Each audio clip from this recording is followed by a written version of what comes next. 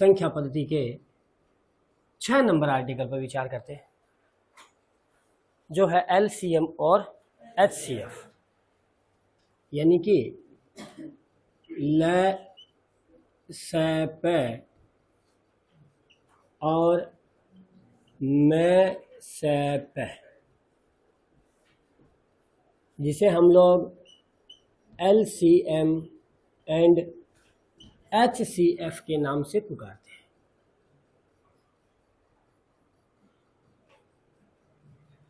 देखिएगा भाई, एलसीएम और एचसीएफ सबसे पहले अपन लोग देखते हैं कि ये क्या होते हैं।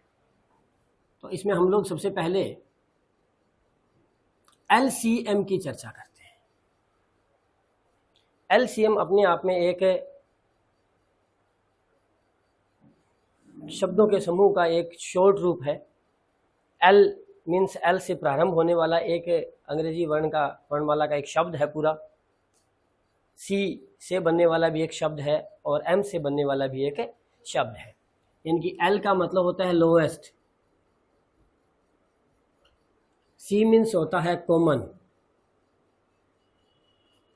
एम मीन्स होता है मल्टीपल,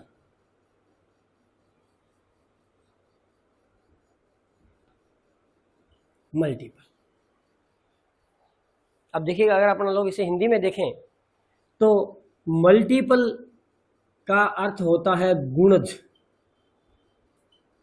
गुणज का मतलब होता है क्या? पहाड़ा, यानी कि 2 का गुणज, यानी कि 2 का पहाड़ा। 5 का गुणज, यानी कि 5 का पहाड़ा।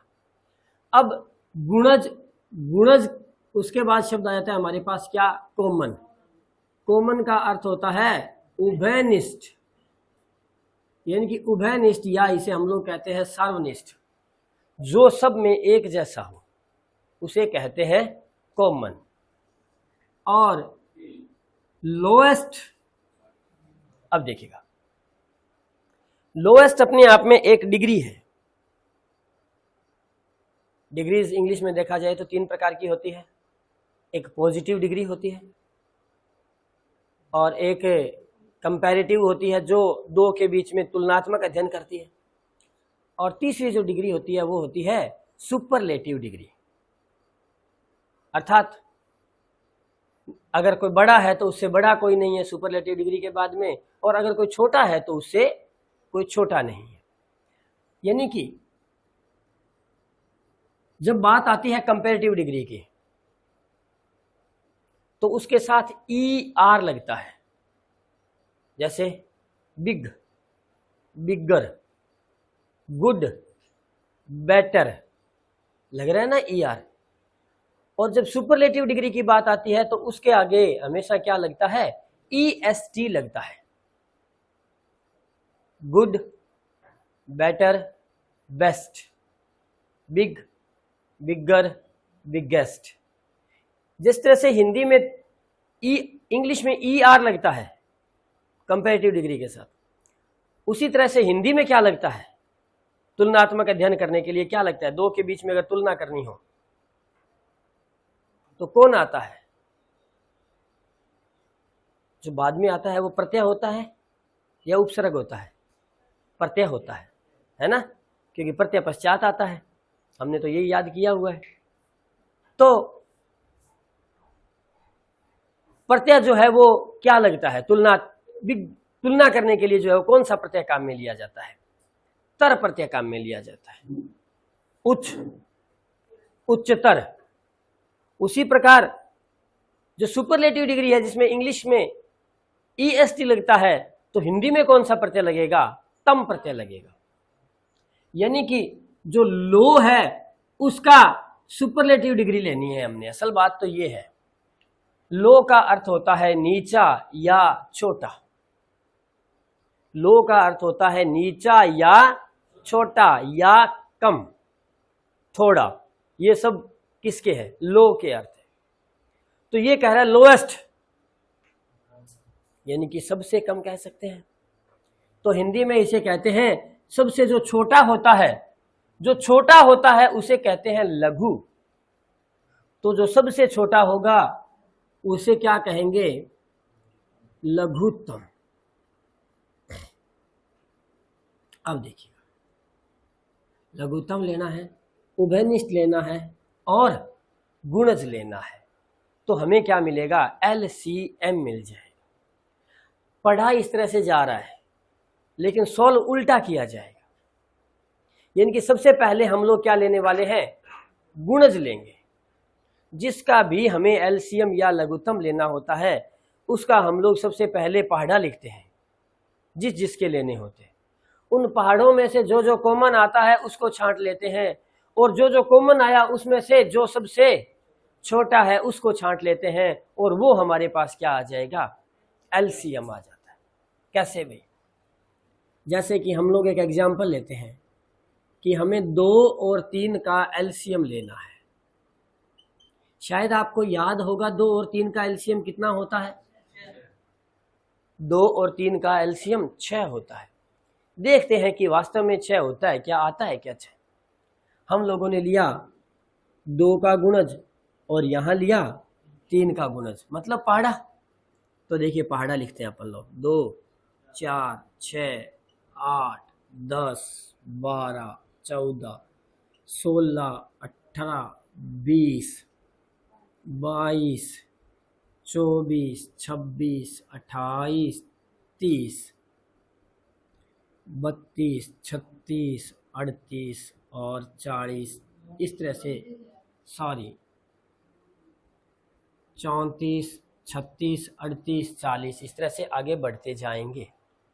अब हम बात करें 3 के पहाड़े की, तो 3 6 9 12 15 18 21 24 27 30 33 36 39 42 डैश डैश डैश। अब जरा आप गौर करें थोड़ा सा, ये हमारे पास क्या आगे? दोनों के गुणज आ गए। क्या आ गए? गुणज। हमें इन दोनों के क्या मिल गए? गुणज मिल गए।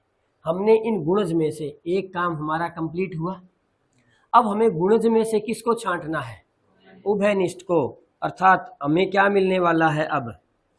क्योंकि ये तो केवल और केवल क्या है? M है, मल्टीपल है, केवल और केवल गुणज है। अब इन गुणज में से हम लोग कॉमन छांटेंगे तो हमें क्या मिलने वाला है? CM मिलने वाला है, कॉमन मल्टीपल मिलने वाला है। तो देखते हैं कौन है जो कॉमन है, उनको गोला कर देते हैं अपन लोग।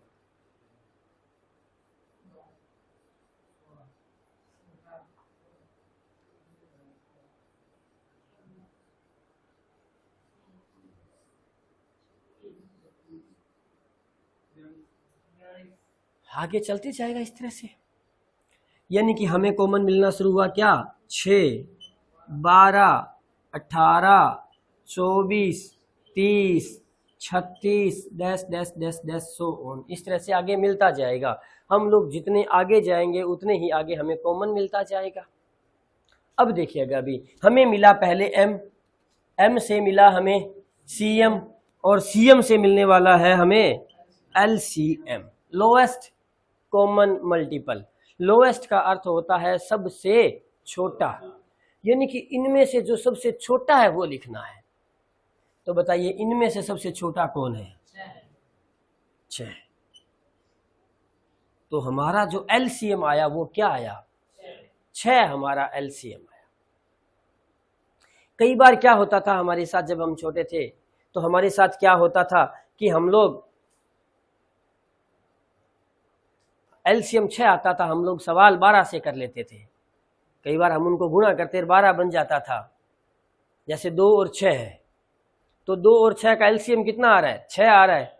लेकिन अगर हमने 12 से कर लिया तो कौन सा सवाल गलत थोड़ी ना होगा। ये रहा इसमें से है। 18 से किया तो भी गलत नहीं होने वाला, 24 से करोगे तो भी गलत नहीं होने वाला।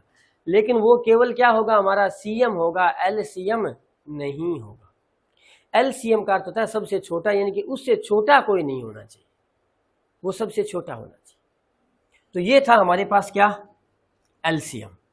यहाँ अगर आगे चले अपन लोग, थोड़ा सा हम लोग यहाँ से इसको साफ कर दें, तो इस तरह से ये चलता जा रहा है। और हम लोग यहाँ पे LCM निकालने की विधियों की चर्चा कर लेते हैं कि एलसीएम निकालने की कितनी विधियां हैं। एलसीएम लैस-ए-पे जो है वो ज्ञात करने की 2 विधियां होती है, लघुत्तम ज्ञात करने की 2 विधियां होती है।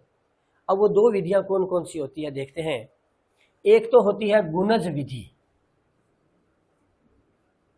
क्या होती है? गुणज विधि। और दूसरी होती है अभाज्य गुणनखंड विधि। अभाज्य गुणनखंड विधि। अभाज्य गुणनखंड विधि जो होती है वो 2 प्रकार की होती है। अब वो दोनों प्रकार कौन कौन से होते हैं? एक होती है संयुक्त अभाज्य गुणनखंड विधि और एक होती है असंयुक्त अभाज्य गुणनखंड विधि। हम लोग चर्चा करते हैं भी ऐसा क्या होता है। देखिएगा, जिस विधि की अपन ने चर्चा की, जिस विधि से हमने एलसीएम को समझा है, वो है हमारी गुणज विधि। देख रहे हैं आप लोग कि हम लोगों ने कौन सा लिया? गुणज मेथड यूज किया है। अर्थात जिस विधि को अपन ने किया अभी, जिस विधि से हमने एलसीएम को समझा, वो हमारी कौन सी विधि हुई? गुणज विधि हुई। दूसरी विधि जो है वो होती है हमारी अभाज्य गुणनखंड विधि। यानी कि इसमें क्या किया जाता है? इसमें जिसका एलसीएम लेना होता है उसके क्या किए जाते हैं? अभाज्य गुणनखंड किए जाते हैं। चूंकि हमारे पास यहाँ पे ये सवाल बहुत छोटा है, क्योंकि दोनों ही संख्याएं खुद ही अभाज्य संख्याएं हैं, इसलिए हम लोग इसे समझने के लिए हम लोग क्या करते हैं कि एक थोड़ी सी बड़ी संख्या का उदाहरण लेते हैं। जैसे कि हमने लिया 12 और 20 का एलसीएम। हमने ये एक एग्जाम्पल लिया जिससे हम लोग संयुक्त और असंयुक्त दोनों विधियों से इसे समझने वाले हैं। हालांकि ऐसा नहीं है कि हमें संयुक्त विधि कौन सी होती है और असंयुक्त विधि कौन सी होती है हमें पता नहीं है या हमने कभी सवाल नहीं किया हुआ, लेकिन अक्सर हमारे साथ एक घटना घटी है कि हमने 2 विधियों से एलसीएम और एचसीएफ ज्ञात किया था। एक विधि से हमने एलसीएम ज्ञात किया था और एक विधि से हमने एचसीएफ ज्ञात किया था।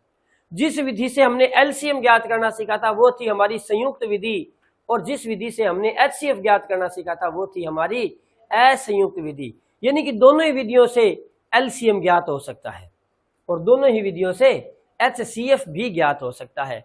लेकिन वहां क्या था कि हमारे टीचर ने हमें क्या करवाया?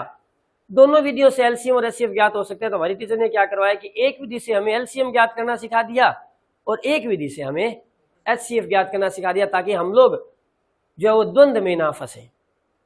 क्योंकि जब हम छोटे थे एलसीएम सीख रहे तब हमारे दिमाग में अगर इस तरह से 2 विधियां इकट्ठी बता दी जाती तो हम लोग कंफ्यूज हो जाते और ढंग से कोई भी विधि नहीं सीख पाते। दोनों विधियों का क्या हो जाता? मिश्रण कर देते हम। तो चलिएगा हम बात करते हैं संयुक्त विधि से कैसे एलसीएम निकालना होता है।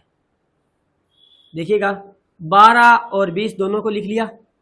चूंकि हमारी विधि का नाम ही क्या है? अभाज्य गुणनखंड विधि है, यानी कि हम लोग सबसे पहले सबसे छोटी अभाज्य संख्या से भाग देना शुरू करेंगे। जब तक उसका भाग जाएगा हम उससे बड़ी अभाज्य संख्या पर नहीं जाएंगे। तो बताइए सबसे छोटी अभाज्य संख्या 2 होती है, तो हम सबसे पहले 2 का भाग देते हैं। यहां आया 6 और यहां आया 10, फिर 2 का भाग देते हैं, यहां आया 3 और यहां आया 5। अब देखिएगा 3 और 5 दोनों ऐसी संख्या है जिसमें 2 का भाग नहीं जाता। इसका मतलब अब आगे 2 का भाग जाना बंद हो गया। तब हम क्या करने वाले हैं? 3 का भाग देंगे। तो देखिए हम लोग 3 का भाग देते हैं तो इसमें चला जाता है 3 एकम 3, इसमें नहीं जाता तो इसको एज इट इज लिख देते हैं। अब 5 का भाग देते हैं तो 1 और 1 आ जाता है, और जैसे ही 1 और 1 हमें मिलता है हमारा अभाज्य गुणनखंड पूरा हो जाता है। यानी कि अब हमें क्या मिलने वाला है? एलसीएम मिलने वाला है। ये जो सारे डिजिट्स हमारे पास आए हैं इनका जो गुणा होगा 2 गुणा 2 गुणा 3 गुणा 5 जो होता है 60। तो हमें 12 और 15 का जो एलसीएम मिला वो कितना मिला? 12 और 20 का जो एलसीएम मिला वो कितना मिला? 60 मिला। इसी प्रकार ये हमने कार्य किया संयुक्त विधि से। अब हम करने जा रहे हैं असंयुक्त विधि से। तो देखिएगा, असंयुक्त विधि से एलसीएम निकालने के लिए क्या किया जाता है? इस तरह से दो अलग अलग प्रकार से, क्योंकि संयुक्त का मतलब ही क्या होता है? इकट्ठा। संयुक्त का मतलब ही क्या होता है? इकट्ठा। और असंयुक्त का मतलब ही क्या होता है? अलग अलग। तो हम लोग अलग अलग अभाज्य गुणनखंड करने वाले हैं। यहां लिखने वाले हैं 12 और यहां लिखने वाले हैं 20। सबसे पहले भाग देंगे 2 का, फिर जाएगा 2 का, अब जाएगा 3 का, यहां भी जाएगा 2 का, फिर जाएगा 2 का, अब जाएगा 5 का। यानी कि हमें जो अभाज्य गुणनखंड मिले 12 के मिले 2 गुणा 2 गुणा 3 और 20 के मिले 2 गुणा 2 गुणा 5। अब इसमें आगे क्या करना होता है देखिएगा, जो जो कॉमन है वो तो एक बार लिखे जाएंगे। जैसे ये कॉमन था, एक ही बार लिखा जाएगा। ये भी कॉमन था, एक ही बार लिखा जाएगा। चूंकि ये कॉमन नहीं है इसलिए इसे भी लिखना पड़ेगा, ये भी कॉमन नहीं है इसलिए इसे भी लिखना पड़ेगा। एचसीएफ में क्या करते थे? केवल और केवल जो दोनों में कॉमन आते, 2 या 3 होते, जितने भी होते, केवल और केवल जो कॉमन आते हम उसे ही लिखते और वो हमारा क्या होता? एचसीएफ होता। लेकिन यहाँ पे जो कॉमन है उनको तो एक ही बार लिखना है, लेकिन जो कॉमन नहीं है वो सारे के सारे लिखे जाएंगे। जैसे कोई 3 अगर हमारे पास संख्याएं होती 12, 15, 20, तो जो तीनों में कॉमन होता है वो लिखते, फिर तीनों में नहीं है तो देखते 2 में कॉमन है वो लिखेंगे। अब अगर 2 में भी नहीं है तो जो अकेला है उसको भी हम लोग लिखेंगे और हल करने वाले हैं। तो देखिएगा, हम लोग इसको गुना करते हैं। 5 तिये 15, 15 दुए 30 और 30 दुए 60। यानी कि हमें एलसीएम कितना मिला? 60। देखिए, संयुक्त विधि से एलसीएम किया तब भी हमें कितना मिला? 60। असंयुक्त विधि से भी हमने एलसीएम किया तो भी हमें कितना मिला? 60। ये था एलसीएम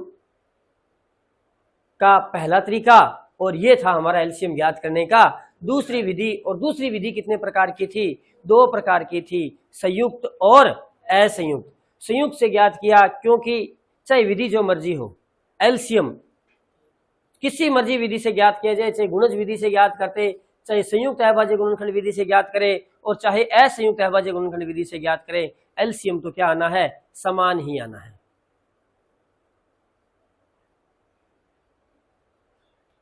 अब बात करते हैं हम लोग एलसीएम के बाद एचसीएफ की।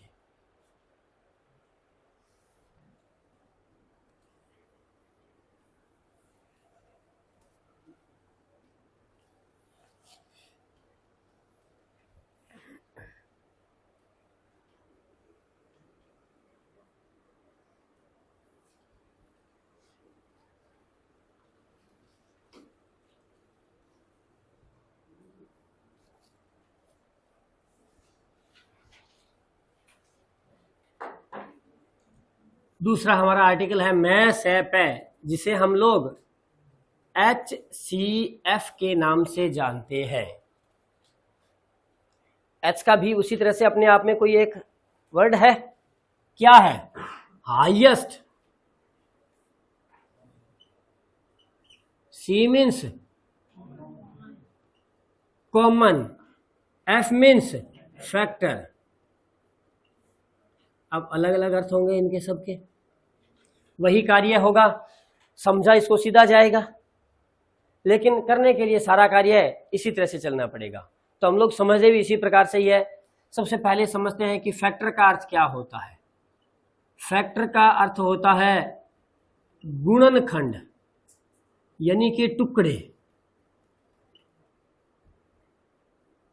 यानी कि हमें क्या करना होगा, जिसका एचसीएफ लेना है उसके हमें क्या ज्ञात करने होंगे? गुणनखंड ज्ञात करने होंगे, उसके हमें टुकड़े करने होंगे। कि जैसे 15 के कौन कौन से टुकड़े हो सकते हैं? 15 में देखिए 1 का भाग जाता है, 15 का भाग जाता है तो 1 और 15 इसका एक टुकड़ा हो सकता है। 3 का जाता है, 5 का जाता है, तो ये सारे 1, 3, 5, 15 ये सब क्या हुए? 15 के फैक्टर्स हो गए, टुकड़े हो गए।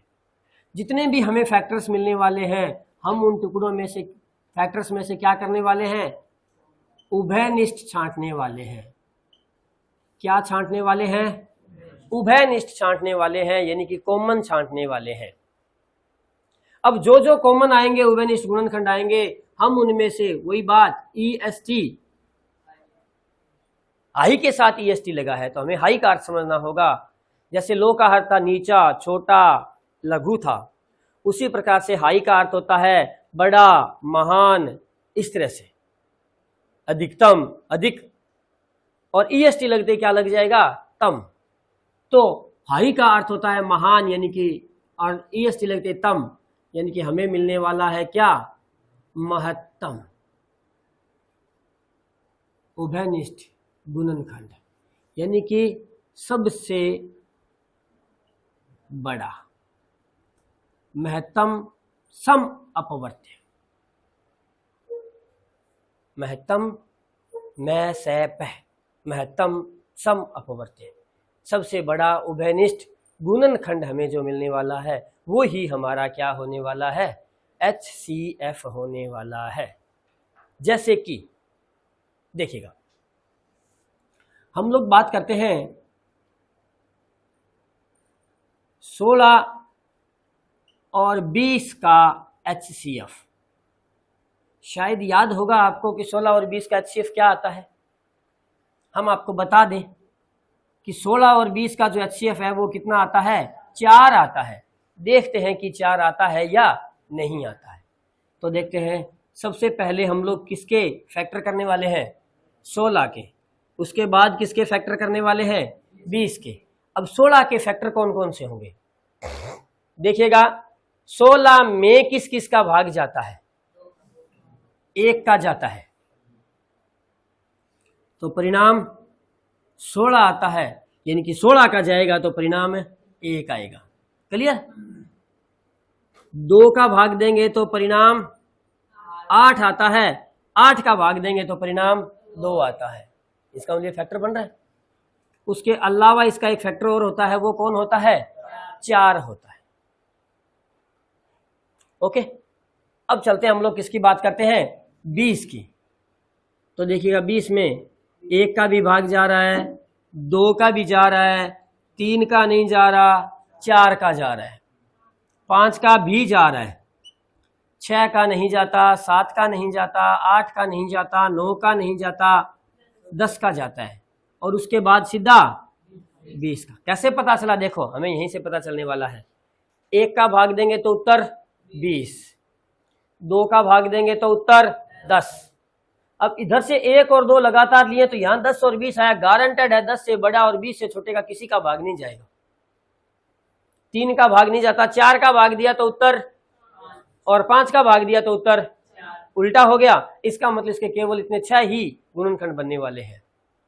इसके अपवर्त्य जो बनने वाले हैं वो 6 ही बनने वाले हैं।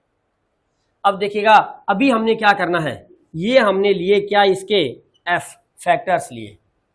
अब हम इसका क्या लेने वाले हैं? कॉमन फैक्टर्स लेने वाले हैं, CF लेने वाले हैं। तो देखिएगा, अभी छांटिएगा, इसमें कॉमन कौन कौन है? 1 है, 2 है, 4 है। बस इन सब कॉमन में से हमें क्या लेना है? HCF लेना है, यानी कि हाईएस्ट लेना है, सबसे बड़ा लेना है। तो बताइए, इनमें सबसे बड़ा कौन है? 4 है। यूं देखा जाता तो 1 से छोटी तो बहुत सारी संख्याएं थी जिनका भाग सब में, इन दोनों में जा रहा था।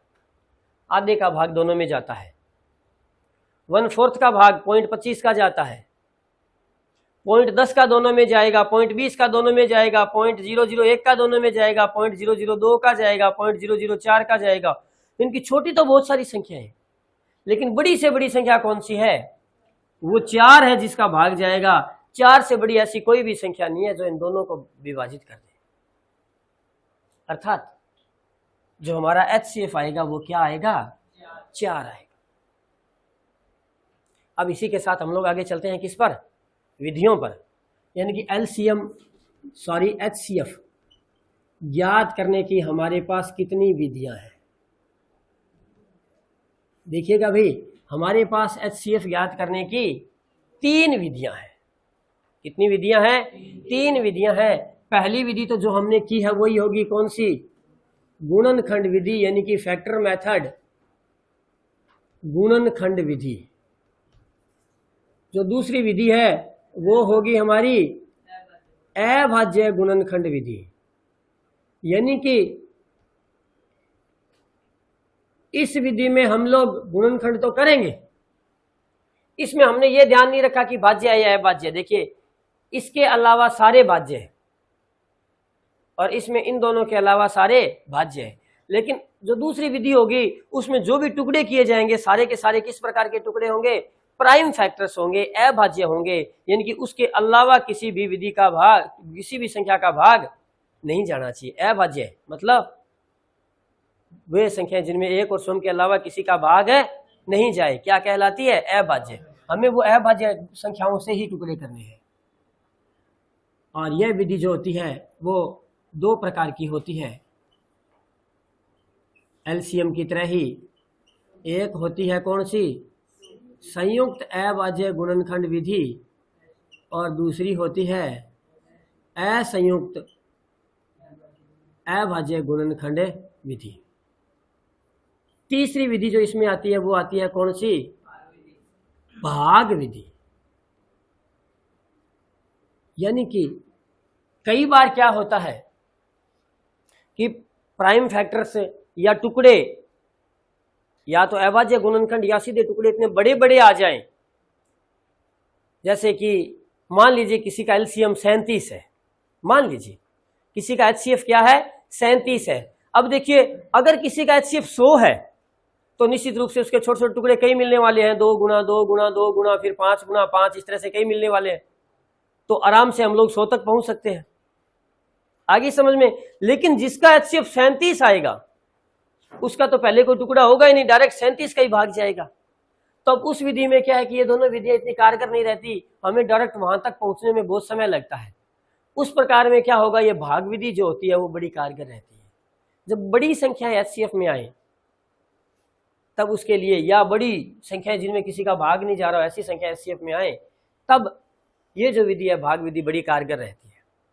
देखिएगा कौन कौन सी विधियां, कैसी कैसी विधियां हैं। पहली विधि की चर्चा हम लोग एचसीएफ को समझने के दौरान कर चुके हैं। अब आगे हमारे पास कौन सी विधि, दूसरी विधि अभाज्य गुणनखंड विधि। यही करते हैं भाई हम लोग, देखिएगा इस दूसरी विधि की चर्चा करते हैं। और दूसरी में भी कौन सी की चर्चा करनी है अपने को, संयुक्त की चर्चा करनी है, पहले करनी है। अर्थात हमें 16 और 20 का संयुक्त रूप से एचसीएफ ज्ञात करना है। तो देखिए कैसे ज्ञात करते हैं, 16 और 20 को संयुक्त रूप से लिखते हैं। तब तक भाग देंगे जब तक दोनों में भाग जाएगा। जब दोनों में से एक में भाग जाना बंद हो जाए तब हम भाग को स्टॉप कर देंगे, वहीं रोक देंगे, और वही हमारा एचसीएफ होगा। देखिएगा सबसे पहले किसका भाग जा रहा है, हमें मिला यहां पर 8 और यहां मिला 10। उसके बाद किसका भाग जा रहा है, 2 का, हमें मिला 4 और अब जा रहा है 5। अब हम देखते हैं कि 4 और 5 में ऐसी कोई भी संख्या नहीं है जिसका भाग जा रहा है, सिवाय 1 के। सिवाय 1 के ऐसी कोई संख्या नहीं है कि 4 और 5 दोनों को विभाजित कर रही है सिवाय 1 के। तो हम क्या करते हैं, हम हमारे भाग को यहीं बंद कर देते हैं, गुणनखंड को बंद कर देते हैं। अर्थात हमें आंसर क्या मिलने वाला है, एचसीएफ 2 गुणा 2 बराबर 4। देखिएगा भाई यहां भी कितना है, यहां भी कितना है, 4। ओके, अब बात करते हैं हम लोग असंयुक्त विधि की। तो देखते हैं असंयुक्त में क्या होता है। असंयुक्त में क्या होता है, अलग अलग लिखेंगे, प्राइम फैक्टर्स करेंगे। यहां आया 16, यहां आया 2 का भाग दिया, 2 का भाग दिया 4, 2 का भाग दिया 2, 2 का भाग दिया 1, 2 का भाग दिया 10, 2 का भाग दिया 5, 5 का भाग दिया। जो दोनों में कॉमन है वो हमारे एचसीएफ में आता है। ऐसा हमने बहुत सालों से सीखा है, यही तो सीखा है हमने एचसीएफ में। तो इन दोनों में कॉमन क्या है, 2। आएगा। और क्या कॉमन है, एक बार और 2 कॉमन है तो ये भी आएगा। इसके अलावा कुछ कॉमन नहीं है तो कुछ भी नहीं आएगा और हमारा HCF क्या हो जाएगा, 4 हमारा HCF हो जाएगा। अब हम बात करते हैं कौन सी विधि की, तीसरी विधि की, जिसका नाम है भाग विधि, जिसका नाम है भाग विधि। देखिएगा भाई, अगर भाग विधि को हमने अच्छी तरह से सीखना है तो कम से कम हमें 3 संख्याओं वाला उदाहरण लेना होगा ताकि भाग विधि बढ़िया तरीके से सीखी जा सके। कम से कम कितनी संख्याओं का, 3 संख्याओं वाला हमें उदाहरण लेना होगा। जैसे कि हमने लिया 12, 32 और 48, ऐसा ले लिया। क्योंकि 2 में तो क्या होगा, भाग विधि एक ही बार जाएगी, कम से कम 3 होंगे तो भाग विधि 2 बार होगी, 4 होंगे तो भाग विधि 3 बार होगी, ऐसा चलता जाएगा। देखिएगा क्या होगा भाग विधि के अंदर। हम पहले सबसे बड़ी संख्या देखते हैं कौन सी है, 48। हम 48 को अंदर लिखेंगे। उससे छोटी संख्या कौन सी है, 32, उसका भाग देंगे। सबसे बड़ी संख्या इनमें से जो भी होगी उसको अंदर लिखेंगे और जो सबसे उनमें से जो जस्ट छोटी संख्या होगी उसको बाहर लिखेंगे और भाग देंगे। एक बार जाएगा 32 से कम 32, बचेगा कितना, 16।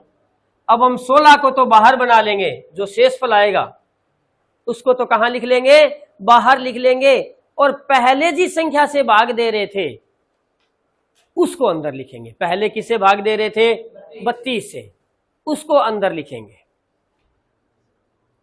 अब फिर भाग देंगे, अगर फिर शेषफल आ जाए तो उसको बाहर ले लेंगे और 16 को ले जाएंगे अंदर। फिर भाग देंगे, फिर शेषफल आए तो शेषफल को तो भाजक बना लेंगे और जो पहले भाजक था उसको बना लेंगे भाज्य, अंदर लिखेंगे और भाग देते जाएंगे। ऐसा काम इसमें तब तक करते जाएंगे जब तक शेषफल आना बंद नहीं हो जाता। जब तक शेषफल आएगा उसे भाग देते ही जाएंगे, जस्ट उससे ऊपर वाली संख्या को। जैसे इसका भाग दिया, अब इससे ऊपर कौन था, 32, इसमें भाग देंगे। फिर शेषफल आएगा तो उसका भाग 16 में देंगे, फिर जो शेषफल आएगा उसका भाग देंगे। तो यहां हम भाग देते हैं 16 दुए 32 और शेषफल कितना आ गया, यानी कि 0 शेषफल आ गया। अर्थात किस संख्या का भाग पूरा पूरा चला गया, 16 का भाग गया। यानी कि इन दोनों की अगर बात होती है HCF की, यहां अगर 2 संख्याओं वाला HCF है तो ऐसे ज्ञात होगा। देखना, अगर इन दोनों की ही बात होती, अगर इन दोनों की ही बात होती तो 16 ही HCF आता। लेकिन अब इन तीनों की बात थी तो इन दोनों का HCF तो कितना आया, 16। अब हमारे पास संख्याएं कौन कौन सी बन गई, 2 बन गई, 1 12 और 1 16। तो बड़ा कौन है, 16 और छोटा कौन है, 12। फिर वही काम, अगर ये संख्या 8 आ जाती, मान लीजिए यहां पर, मान लीजिए यहां 8 आती तो 8 को कहां लिखते, बाहर लिखते, और 16 को कहां लिखते, अंदर लिखते।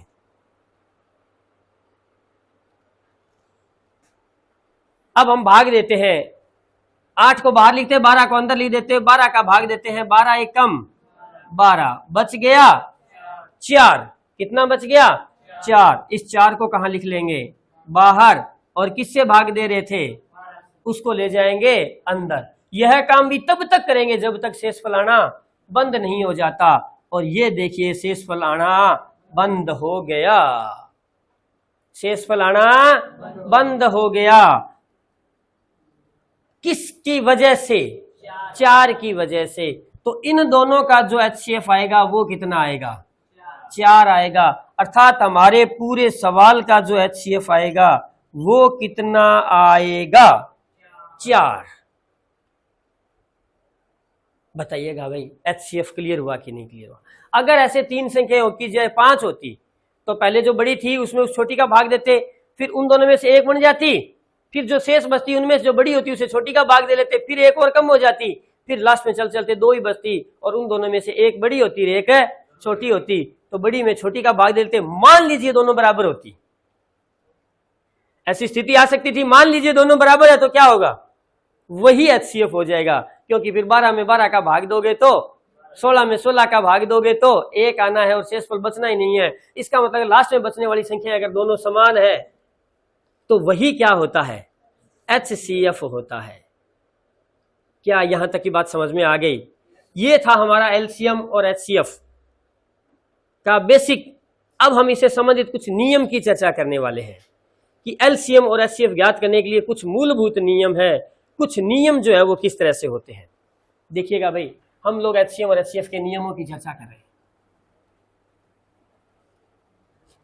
सबसे पहले हम लोग फर्स्ट नियम की बात करते हैं, पहले नियम की बात करते हैं, जो कि हमारे नाम से ही LCM और HCF का जो नाम है उसी पर ही बेस्ड होगा नियम। देखिए कैसे, कुल हमारे पास इस तरह के जो नियम बनेंगे वो 11 नियम बनने वाले हैं,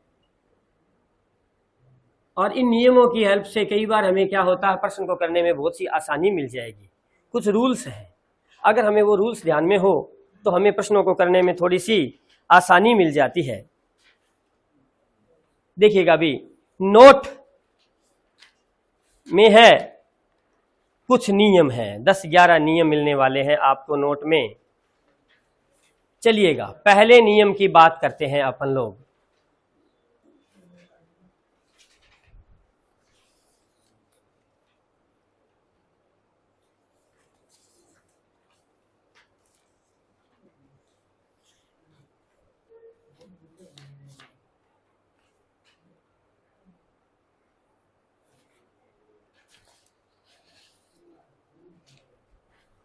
लघुत्तम, क्या लघुत्तम, लघु का अर्थ क्या होता है, छोटा, और लघुत्तम का अर्थ क्या होता है, सबसे छोटा। यानी कि जब प्रश्न में सबसे छोटा के सेंस वाली कोई भी बात पूछी जाए, कैसे पूछ ले कि वह छोटे से छोटा मान क्या होगा, वह कम से कम मान क्या होगा, वह यानी कि छोटे से छोटा, कम से कम, थोड़े से थोड़ा, सबसे कम, सबसे छोटा, सबसे थोड़ा इत्यादि से शुरू होने वाले प्रश्न या इत्यादि के सेंस वाले प्रश्न अगर हमसे पूछ लिए जाए तो हमें क्या लेना होता है, LCM लेना होता है। यानी कि सबसे कम के लिए अगर पूछा जाए तो हम क्या लेंगे, LCM। सबसे कम, सबसे छोटा, सबसे थोड़ा, थोड़े से थोड़ा, छोटे से छोटा, कम से कम इत्यादि बातों की चर्चा करें तो हमें क्या लेना है, LCM लेना है। जस्ट इसका विपरीत, छोटे से छोटे का विपरीत बड़े से बड़ा, थोड़े से थोड़े का विपरीत ज्यादा से ज्यादा, कम से कम का विपरीत अधिक से अधिक, है ना। यानी कि वहां था छोटे से छोटा, यहां अधिक से अधिक, ज्यादा से ज्यादा, बड़ा से बड़ा, सबसे बड़ा, सबसे अधिक और सबसे ज्यादा के सेंस में अगर प्रश्न पूछ लिया जावे तो हमें क्या लेना होगा, सबसे अधिक के सेंस वाला कोई भी प्रश्न पूछा जावे तो हमें क्या लेना होता है, HCF लेना होता है। अब देखिएगा इन दोनों से रिलेटेड कुछ एक एग्जांपल की चर्चा अपन लोग कर लेते हैं। जैसे पहले रूल में पूछा गया, हमें क्या पूछा गया, सबसे कम के सेंस में, सबसे कम के सेंस में अगर कोई वैल्यू पूछ ली जाए तो हमें क्या लेना होता है, LCM लेना होता है। क्योंकि LCM का मतलब ही क्या होता है, लघुत्तम, सबसे छोटा इसका सेंस होता है। तो सबसे के छोटे का सेंस सबसे छोटे में मिलने वाला है। अगर वो हमसे पूछ लिया जावे तो हम लोग क्या लेने वाले हैं, लघुत्तम लेने वाले हैं। जैसे कि हमारे पास एक उदाहरण है, क्या है, 4 घड़ियां, एक एग्जाम्पल की चर्चा हम लोग कर रहे हैं यहां पर। 4 घड़ियां क्रमशः 2, 4, 6, 8 मिनट बाद एक विशेष आवाज करती है। 4 घड़ियां क्रमशः 2, 4, 6, 8 मिनट बाद एक विशेष 2, 4, 6, 8 मिनट बाद एक विशेष आवाज करती है। यदि इन्होंने प्रातः 7 बजे एक साथ आवाज की हो, इसका मतलब 7 बजे इन्होंने एक साथ आवाज कर दी, तो बताइए वह कम से कम समय क्या होगा जब पुनः एक साथ आवाज सुनाई देगी, या वह समय क्या होगा जब इनकी आवाज एक साथ सुनाई देगी। बताइए इसमें क्या लेना होगा हमें, एलसीएम। तो बताइए 2, 4, 6, 8 का एलसीएम कितना होता है, 24 होता है।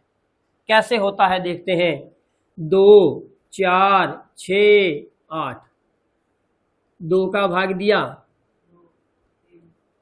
फिर 2 का भाग गया, फिर 2 का भाग देंगे, अब 3 का देंगे। 3 दुए 6 दुए 12 दुए 24। इसका मतलब वह समय क्या होगा, 24 मिनट बाद हमें एक साथ आवाज सुनाई देगी। अर्थात अगर हमसे समय पूछ लिया जाए तो हम कहेंगे कि वो समय होगा 7:24। ऐसा समय होगा जब हमें उसकी आवाज एक साथ सुनाई देने वाली है। पिछली आरएस प्री में इसमें से प्रश्न पूछा गया था, इसी नियम पर बेस्ड प्रश्न पूछा गया था। वहां 3 घड़ियां दी गई थी और समय इस तरह से 10 मिनट, 12 मिनट और 15 मिनट इस तरह से दिया गया था, बड़ी मिनट दी गई थी। पूछा गया था 3 घड़ियां क्रमशः इतनी मिनट बाद एक विशेष आवाज करती है। यदि इन्होंने प्रातः इतने बजे एक साथ आवाज की हो तो बताओ अगली आवाज एक साथ कब सुनाई देगी। तो हमें उसमें क्या लेना था, उन तीनों वैल्यूज का एलसीएम लेना था। देखिएगा इसे हम लोग ओरल करने की कोशिश करते हैं कि वास्तव में क्या 7:24 पर ही सबकी आवाज आएगी। देखिएगा हमारे पास 4 घड़ियां हैं। पहली घड़ी 2 मिनट बाद आवाज करती है, मतलब हर 2 मिनट बाद एक आवाज करेगी, यूनिक कोई अलग आवाज करेगी। फिर हर 4 मिनट बाद ये अलग आवाज करेगी, ये हर 8 मिनट बाद आवाज करेगी, ये हर 6 मिनट बाद, और ये लास्ट वाली 8 मिनट बाद एक विशेष आवाज करेगी। घड़ी में 7 बजे सबने एक साथ आवाज की, टिक, सबकी आवाज एक साथ आई।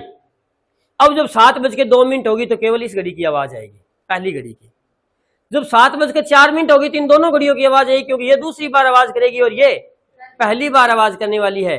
जब 7:06 होगी तो पहली और तीसरी घड़ी की आवाज आएगी, क्योंकि ये पहली बार आवाज करेगी और ये तीसरी बार आवाज करेगी। जब घड़ी में 7:08 होगी तो पहली घड़ी की आवाज आएगी चौथी बार, दूसरी घड़ी की आवाज आएगी दूसरी बार, और तीसरी घड़ी की आवाज आएगी पहली बार। 8 मिनट तो हो गई। इसका मतलब अभी तक चारों घड़ियों ने एक साथ आवाज तो नहीं की, कोई ना कोई ये घड़ी बंद रह रही है, अभी बिना आवाज के रह रही है। 10 मिनट पर केवल पहली, 12 मिनट पर पहली, दूसरी, तीसरी, क्योंकि 12 में 2, 4, 6 तीनों का भाग जा रहा है।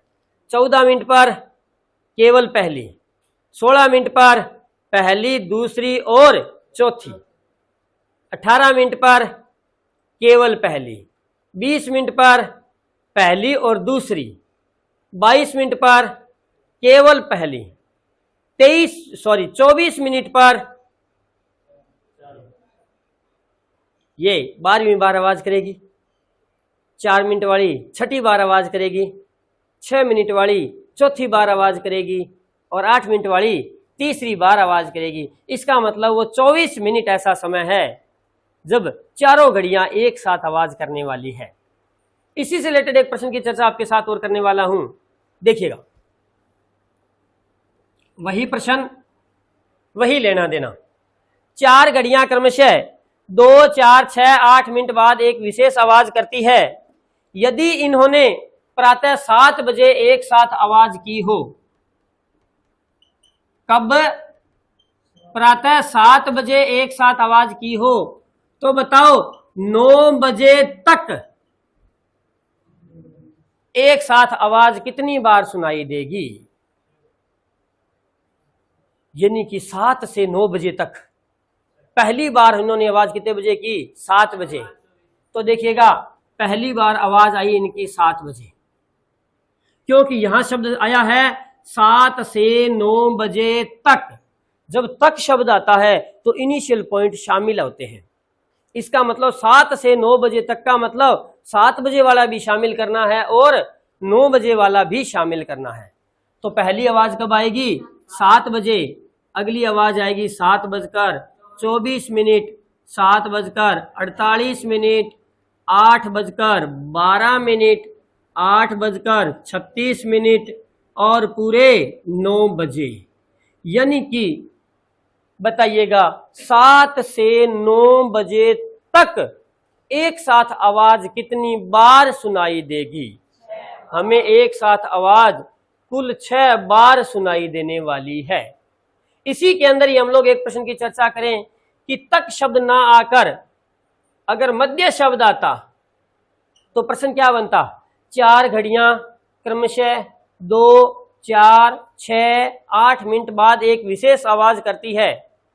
तो बताओ 7 से 9 बजे के मध्य कुल कितनी बार आवाज सुनाई देगी? एक साथ आवाज, क्योंकि 7 से 9 बजे के मध्य की बात हो रही है। और जब मध्य की बात आती है, इन दोनों दीवारों के मध्य की दूरी कितनी है? मतलब ये दोनों दीवारें शामिल नहीं होंगी। तो 7 से 9 बजे के मध्य की बात कही है, तो 7 बजे भी शामिल नहीं होगा और 9 बजे भी शामिल नहीं होगा। अगर 6:59 से लेकर 9:01 के मध्य कहा होता तो शामिल होते, क्योंकि केवल 6:59 और 9:01 शामिल नहीं होता, बाकी तो शामिल सारे होते, तब 7 और 9 शामिल होते। अब 7 और 9 शामिल नहीं होंगे।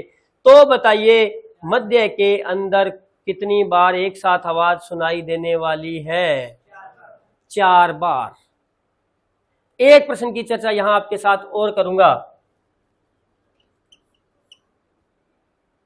वही 4 घड़ियां क्रमशः 2 मिनट, 4 मिनट, 6 मिनट और 8 मिनट पर एक विशेष आवाज करती है। क्लियर? यदि इन्होंने प्रातः 7 बजे एक साथ आवाज की हो तो बताओ 9 बजे तक कुल कितनी बार आवाज सुनाई देगी? कुल कितनी बार आवाज सुनाई देगी?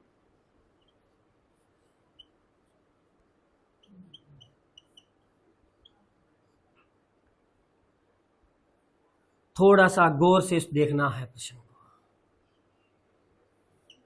इस प्रश्न में और ऊपर वाले प्रश्न में थोड़ा सा फर्क है, इसीलिए प्रश्न को करवाया जा रहा है।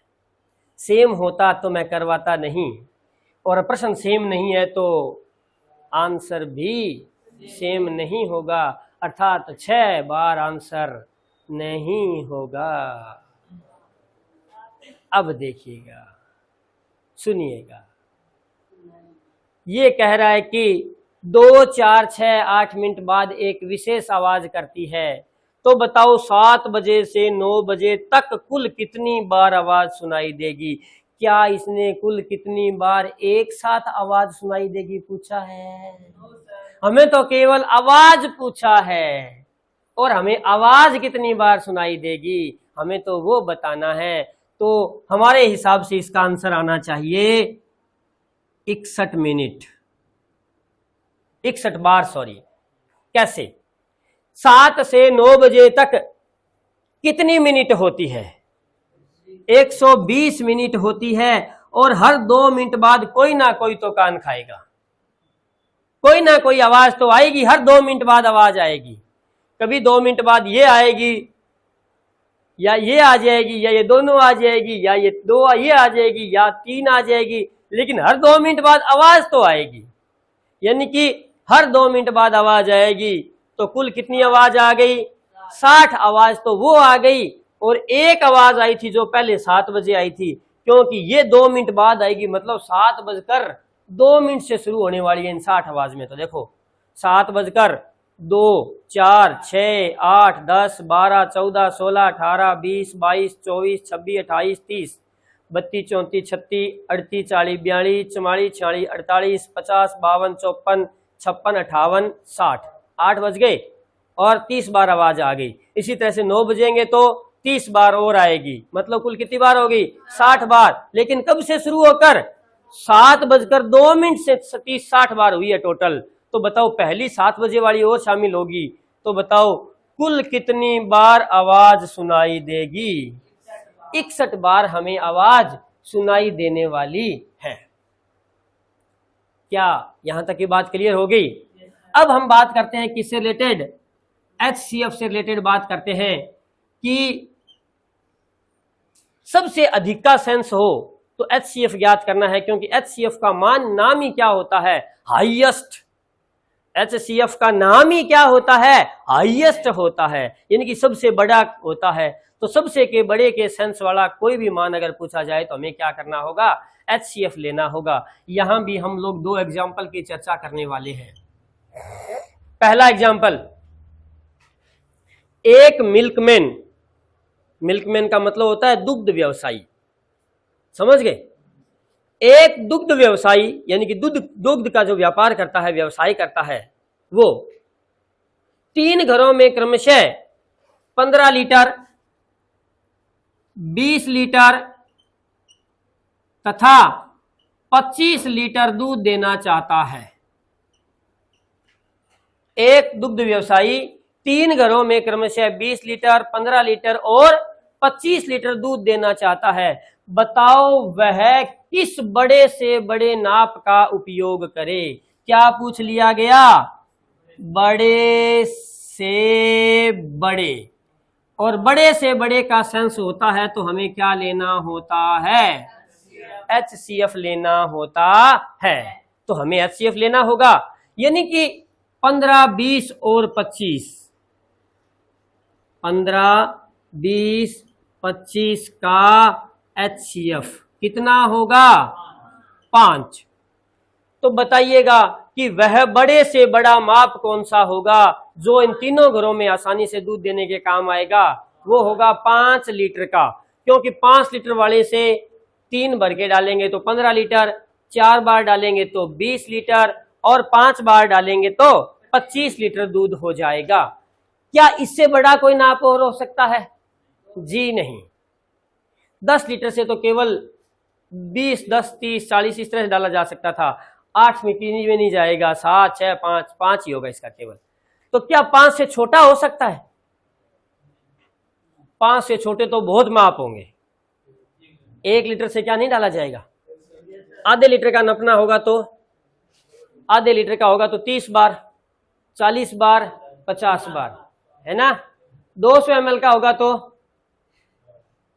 15 पांजे 75 बार, 20 पांजे 100 बार और 25 पांजे 125 बार आ तो सकता है। 100 ml का होगा, 100 ग्राम का होगा तो 100 ml का होगा तो समझ पा रहे हैं? फिर भी डाला जा सकता है। 50 ml का हो तो 20 ml का हो, 10 ml का हो, 1 ml का हो, 2 ml का हो, आधे ml का हो तो डाल सकते हैं। यानी कि इससे छोटे तो बहुत से नाप मिल सकते हैं, लेकिन बड़ा से बड़ा कौन होगा? 5 लीटर बड़ा से बड़ा माप होगा, उससे छोटा माप बट तो बहुत होंगे लेकिन बड़ा कोई नहीं होगा। तो बताइए बड़ा से बड़ा माप क्या होगा? 5 लीटर, यानी कि हमें क्या लेना होगा? HCF। इसी प्रकार इसका एक क्वेश्चन और चर्चा करते हैं अपन लोग। उदाहरण के 3 खेत जिनकी लंबाइयां क्रमशः 120 मीटर, 180 मीटर और 300 मीटर है। कितनी कितनी है? 120 मीटर, 180 मीटर और 300 मीटर है। बताइए वह किस बड़े से बड़े नाप का उपयोग करे कि तीनों खेतों की लंबाइयों को आसानी से नाप सके? तो हमें इसका क्या लेना होगा? HCF, क्योंकि बड़े से बड़े का पूछा है तो हमें HCF लेना होगा। HCF कितना आएगा? 60। क्या 30 वाले से नहीं नाप सकते? 20 वाले से नहीं नाप सकते? 10 मीटर से, 5 मीटर से, 1 मीटर से, आधे मीटर से, 10 सेमी, 5 सेमी, 2 सेमी, 1 सेमी, आधा सेमी नाप तो सकते हैं। लेकिन बड़ा से बड़ा कौन सा होगा? 60 मीटर से बड़ा कोई नहीं हो सकता, क्योंकि 60 मीटर से बड़ा होगा तो हो सकता है कि इन दोनों में चला जाए, इसमें ना जाए, इनमें चला जाए, इसमें ना जाए, इन दोनों में जाए, इसमें ना जाए, कहीं ना कहीं ऑब्स्टेकल आ सकते हैं। 60 मीटर वह माप है जो इन तीनों को विभाजित कर सकता है। अतः इन तीनों का जो HCF होगा वो कितना होगा? 60 मीटर।